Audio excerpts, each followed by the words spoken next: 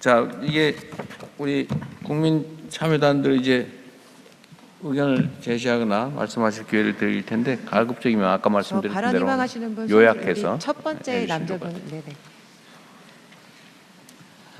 기회 주셔서 감사합니다. 평택에서 온 해병 예비역 김덕주입니다. 우선 해병대의 오랜 염원이었던 준4군 체제 공약을 지켜주신 대통령께 감사의 경례를 드립니다. 필승!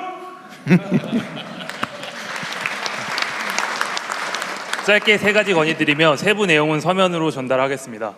첫째, 국군사관학교 교육과정 설계 시 해병대 장교의 입학단계 별도 선발과 해병대 전문 교육과정을 반영해 주시기 바랍니다. 해병대가 육해공 입체 상륙작전 및 국가 전략 기동작전을 수행하는 핵심 전력임에도 임관 직전에야 해병화 교육을 받는 현행 구조를 개선하여 입학 시점부터 해병대를 따로 선발하고 공통교육으로 합동성을 기르되 상륙 기동작전에 특화된 전문교육이 이루어지는 제도를 설계해 주시기 바랍니다. 둘째, 부당한 명령을 거부하고 법과 원칙에 따라 정직하게 지휘할수록 오히려 악의적인 무고나 따돌림에 노출되고 진급에서도 외면받는 사례가 있습니다. 이러한 피해를 막기 위해 군 전체 무고 피해 실태 조사와 예방 교육을 실시하고 정직한 지휘관을 위한 보호제도 도입과 이를 전담할 기구 설치를 검토해 주시기 바랍니다.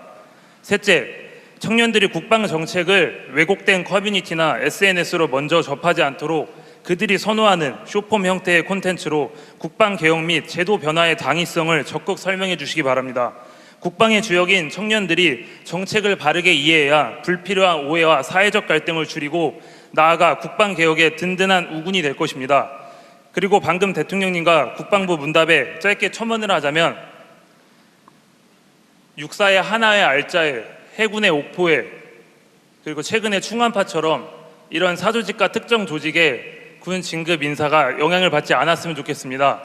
군 진급 심사의 투명성과 공정성을 높여주시고 우리 국방장관님 용기를 내시고 국민을 믿으시고 개혁의 속도를 내주십시오. 부탁드립니다. 그리고 마지막으로 업무 보고 끝난 후 대통령님께 못다한 이야기를 담은 편지를 전달드려도 될까요? 누가 받으세요? 네. 감사합니다. 네. 감사합니다. 다른 분 의견 듣겠습니다. 저 여기 앞줄에 모자 쓰신 여성분. 네. 네, 반갑습니다. 저는 울산에서 대통령님 대통령 선거 때 공업탑에서 같이 선거운동을 한 북구 여성의 고문으로 활동하고 있는 성경숙입니다. 먼저 이 자리에 초대해 주셔서 감사합니다. 제가 건의하고 싶은 것은 보험가족도 위탁병원을 이용할 수 있게 법안 수정을 부탁드리기 위해서 참석하게 되었습니다. 부울경의 보험병원이 부산 주례 보험병원 하나뿐입니다. 다른 지역에는 하나 도시가 아니고 1개 도에 그 보험병원이 하나씩 있는 걸로 알고 있는데 부산, 울산, 경남에는 부산 주례에 보험병원이 하나뿐이 없습니다. 제가 사는 동네는 경주에 가까운 울산이라도 경주에 가까운 북구에 살기 때문에 보험병원을 가기 위해서 5시간에서 6시간 걸려서 가야 되고 또 진료받기 위해서 한두 시간을 또 기다려야 됩니다. 근데 병원을 한번 가기 위해서 하루 종일 걸리는 겁니다. 친정아버님은 6.25 참전용사로 지금 대전 현충원에 계시고 그 자녀들도 이제 노령체대가 돼가 70대가 되었습니다. 근데 그 병원까지 가기는 너무 힘이 들어요. 그래서 위탁병원을 이용할 수 있게 해달라고 10여 년을 보훈청에 옛날 지금 보훈부 되기 전에 보훈청에서부터 건의를 올렸습니다. 근데 답변이 국회에서 법안이 통과되어야 된다는 그 한마디뿐이 없습니다. 보훈가족에게 혜택되는 것은 병원비 60% 감면이 전부인데 그 혜택도 이용이 어려워서 무용지물인 겁니다. 네, 좀 줄여줄래요? 네, 제가 간단하게 하겠습니다. 지역 위탁병원을 가족들도 이용할 수 있게 해달라고 부탁드리려고 전에 네. 예, 건의를 했는데 조금 전에 그 보훈부 발표할 때 75세에서 65세로 낮췄다는데 그게 언제부터인지 답변을 듣고 싶습니다. 감사합니다. 네, 그 언제부터요? 그냥 결론만 얘기하십시오. 보훈병원은 준보훈병원은 현재 강원도하고 제주도는 올 12월부터 시작을 합니다. 다른 시도에 보훈병원이 없는 지역은 연차적으로 준보훈병원 제도를 도입을 합니다. 그리고 전국적으로는 복지부 장관과 협의를 해서 보험카드만 가지면은 어느 병원에 자, 갈 수 지금 있도록 하는 것이 보훈 장관님, 의료의 전국적인 지금 목표입니다. 그런 얘기가 아니고 지금 나이 낮춰주는 게 언제부터냐 그 말이잖아요. 75세에서 65세는 국회 본회의에 계류 중입니다. 그거는 아직 법을 고쳐야 기획재정처하고 된다. 네. 조금 더 협의가 필요한 아직 사항입니다. 입법 중이라 모른답니다. 네. 자, 됐습니다. 네. 네, 저 시간 관계상 마지막 의견 받도록 아니, 하겠습니다. 마지막은 하면 너무 섭섭할 것 같고, 네. 네, 좀 더 해보십시오. 네. 근데 최대한 간단하게 하세요. 뒷줄에 가운데 안경 쓴 남자분. 네. 안녕하십니까. 민주평통교류협력분과 상임위원으로 활동하고 있는 김창겸입니다. 최근 남북관계 경색과 더불어 지역에서는 통일에 대한 국민적 관심이 점차 저하되고 있습니다. 특히 미래세대의 통일 체감도는 크게 낮아지고 있음을 실질적으로 지역에 체감하고 있습니다. 하여 국민의 체감하고 참여하는 생활 속 평화통일 플랫폼으로 제도하기 위해서는 거시적 담론을 넘어 일상과 밀접한 통일에 대한 공감대를 발굴해야 한다고 생각합니다. 그 대안으로 세 가지를 말씀드리고 있습니다. 첫째입니다. 학생들의 통일 안보 교육을 고취하기 위해서 초중고 교육과정에 연간 한두 시간 정도의 통일 의무 교육을 의무화하는 방안을 검토해 주십시오. 두 번째입니다. 미래 세대와 지역 시민들의 통일 담론에서 소외되지 않도록 정부 차원에서 민주평통과 연계한 지역 시민 참여형 활동에 대한 지원과 권한을 실어주시기를 당부드립니다. 마지막으로 급변하는 한반도 정세 속에서 정부가 구상하시는 대북 통일 정책의 원칙이 국민의 일상 속에서 공감을 얻을 수 있는 방안을 적극 검토드리기를 요청드리겠습니다. 감사합니다. 네. 감사. 또 몇 번 더 들어보시죠. 네. 네네. 저 앞줄에 그 갈색 정장 입으신 남자분. 네. 존경하는 대통령님 그리고 장관님 이렇게 기회를 주셔서 감사합니다. 현재 모두가 팔란티어, 안드릴, 레티스 등을 이야기를 하고 국방 AI, 드론, 첨단 유무인 복합체계, 민간의 혁신 기술 도입을 이제 추진을 하고 있는데 사실 이것을 이제 가로막는 장벽이 현행 국방 보안 제도입니다. 저는 군의 보안 기관에서 전군과 방첩 요원들을 대상으로 교육을 또 한 경력이 또 있다 보니까 이 군의 보안 문제에 대해서 이 고질적인 문제에 대한 해법을 제시하고 또 우리 군이 이러한 첨단 전력 획득을 위해서는 반드시 국방 보안 현대화 이니셔티브가 필요하다라고 좀 말씀을 좀 드리고 싶습니다. 따라서 행정 중심에서 이제 기술 중심으로 그리고 평가 중심에서 구현 중심으로 이 국방 보안 현대화가 추진되고 데이터 중심의 보안이 이제 이루어져야만이 마치 경부 고속도로와 220V 승합 사업이 국가 산업과 생활 기반을 근본적으로 전환한 것처럼 이 국방 보안 현대화가 전군의 데이터 활용과 첨단 전력 획득 기반을 바꾸는 그런 국가적 전환이 되어야 한다라고 저는 확신을 하고 있습니다. 따라서 이 문제에 대해서 청와대에서도 좀 관심을 좀 가져주시고 또 현재 국방부 AI 국장님도 와 계시는데 국방 AI 전략 프로젝트가 잘 추진이 될 수 있도록 이 국방 보안 현대화 문제가 꼭 풀리기를 좀 기원드리는 마음으로 이렇게 말씀을 좀 드립니다. 이상입니다. 네. 저 앞줄에 이 안경 쓰신 남자분. 네, 안녕하십니까. 접경 지역인 강원특별자치도 고성군에 살고 있는 장길현입니다. 짧게 하도록 하겠습니다. 강원특별자치도 고성군은 접경 지역을 단순한 안보의 공간이 아니라 지속적으로 평화와 성장의 거점으로 육성할 필요가 있습니다. 특히 고성군은 금관산과 동해선을 연결하는 지리적 이점, 기존 관광 인프라, 남북 교류 경험을 모두 갖춘 만큼 평화경제특구 조성을 위한 최적의 후보지입니다. 평화경제특구 지정은 고성군에서 시작되어야 남북 교류 재개의 상징성과 정책 효과를 동시에 높일 수 있을 것입니다.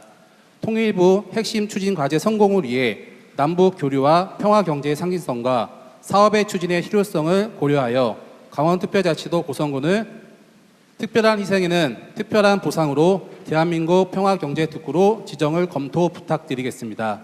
서면으로 남북협력기금에 대해서 접경지역 풍력, 태양열, 남북재생에너지 협력사업과 9.19 군사합의 복원, 고성통일전망대 운영을 현재 운영하고 있는 제안군의회와 고성군 지자체가 함께 협력하는 방안을 서면으로 제출하도록 하겠습니다. 감사합니다. 뒷줄에 저 검은 정장 입으신 남자분. 안녕하십니까. 저는 창원에서 온 이재승이라고 합니다. 현재 병역 면문가 제도는 국군 창설 이후 3대가 군대를 다녀온 경우에만 인정을 하고 있습니다. 그렇기에 독립군분들이나 일제강점기 시절 강제징용처럼 어쩔 수 없이 일본군에 가야 했던 조부를 둔 경우에는 후손들이 대를 이어 대한민국 국군에 성실하게 근무했음에도 신청조차 못하고 있는 실정입니다. 그렇게 일제강점기라는 특수한 상황을 생각해서 2대와 3대 대한민국 국군 복무 기록이 확실하고 1대에 대해서도 철저한 심사를 거쳐서 별다른 문제가 없다면 병역 면문가로 인정해 줄 수 있는 길을 열어주실 것을 건의드립니다. 감사합니다. 저 뒷줄에 안경 쓰신 남자분. 우리 대변인이 저기 시야가 짧은가 봐. 여기 저 끝에는 안 봐주고. 다음번에는 끝에 있습니다.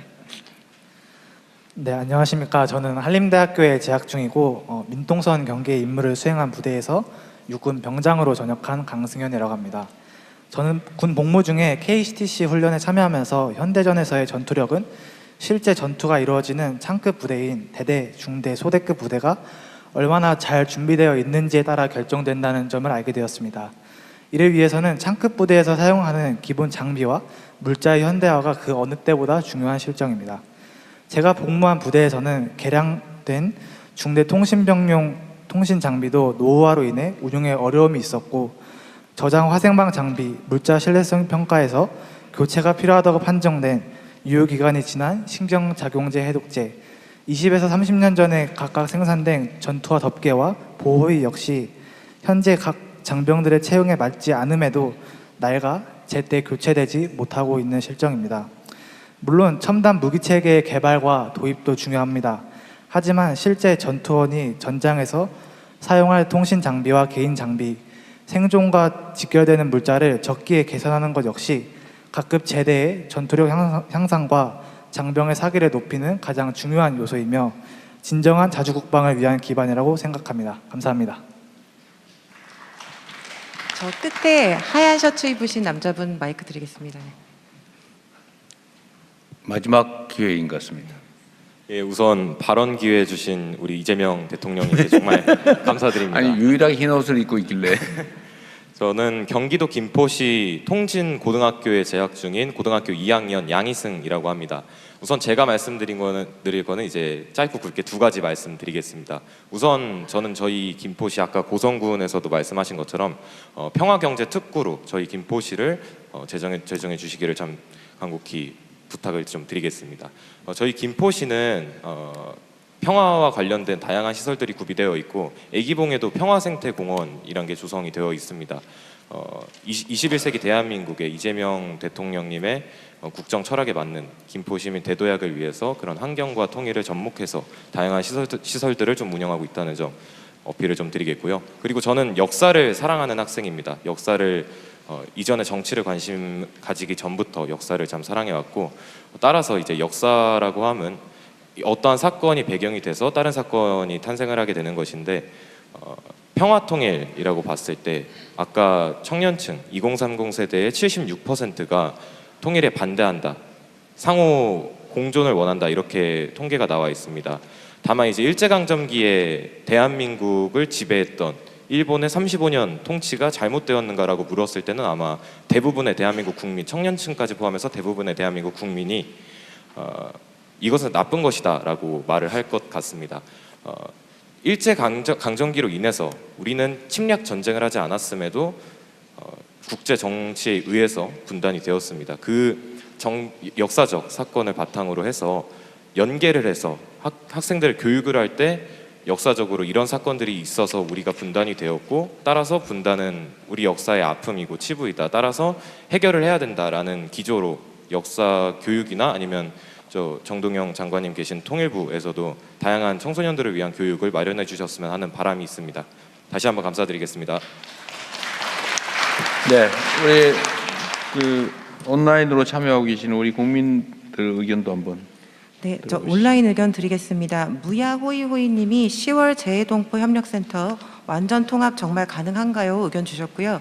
스카이 5064님이 국민 일상에 실질적으로 도움이 되는 일관된 대북 정책이 추진될 수 있으면 좋겠습니다. 의견 주셨습니다.